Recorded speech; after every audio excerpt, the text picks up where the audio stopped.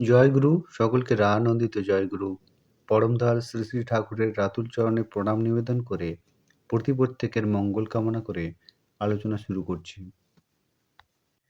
আমরা প্রতিদিন কি করব, কি করব না সেটা ঠিকমতো পরিকল্পনা করে উঠতে পারি না বলে ঠিকভাবে কাজ হাসিল করতে পারি না। আমরা প্রতি পদে পদে ব্যর্থ হই। আমরাই সব পারি, কিন্তু তা যদি পরিকল্পনা মাফিক করে উঠতে পারি, কি করতে হবে, কি করব সেটা যদি দিনের প্রথম ভাগেই ঠিক করে নিতে পারি এবং সেই মতো করে চলতে পারি, তাহলে আর কোনো চিন্তা থাকে না। আজকের আলোচনার মধ্য দিয়ে সেই বিশেষ উপায়ের কথা পরমদয়াল যা বলেছিলেন তা ভালোভাবে বুঝে নেব। অনুরোধ, আলোচনাটি শেষ অবধি মনোযোগ সহকারে শুনবেন। একবার শ্রী শ্রী ঠাকুর সকালে বড়াল বাংলোর ঘরে বসে বিভিন্ন বিষয় সম্বন্ধে আলোচনা করছিলেন। সেই সময় প্রসঙ্গত কেষ্টদা বললেন, আমরা দিনের পর দিন অতিবাহিত করি, কিন্তু আমাদের কোনো পরিকল্পনা থাকে না কিভাবে কি করব।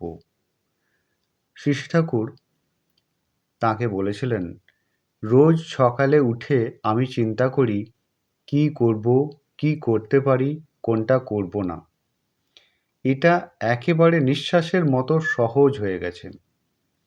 ধরুন এতখানি ভাবি, রাস্তায় কেউ যদি তাড়া করে তবে কি করতে পারি, সম্মুখীন হব কি না, হলে কিভাবে, পিছাবো কি না, তা করলে কোন পথ দিয়ে, কেমনভাবে সেটা ভেবে রাখি।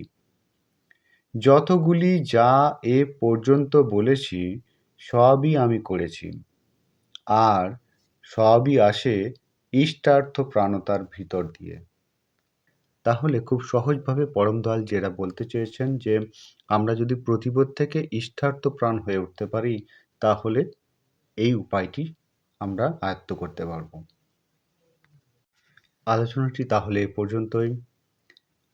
আলোচনা প্রসঙ্গে বিংশ খণ্ড, পৃষ্ঠা 323।